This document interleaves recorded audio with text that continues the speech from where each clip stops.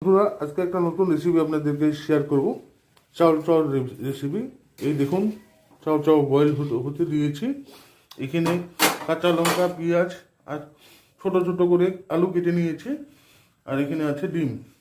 তো দেখুন, ভিডিওটা ভালো লাগলে অবশ্যই চ্যানেলটার সাথে থাকবেন। কড়াই গরম হয়ে গেছে, এখন রিফাইন অয়েল দিয়ে দিব। এই যে রিফাইন অয়েল। এখন দিয়ে দিলাম আলু, পেঁয়াজ আর কাঁচা লঙ্কা। দিয়ে দিলাম হলুদ গুঁড়া আর লবণ। দিয়ে দিয়েছি ডিম দুটো। ডিম আলু সব ভাজা হয়ে গেছে ভালো করে। এখন দিয়ে দিব চাউ চাউগুলো। আমাদের চাউ চাউ রেডি। এখন দিয়ে দিব ম্যাগি মশলা।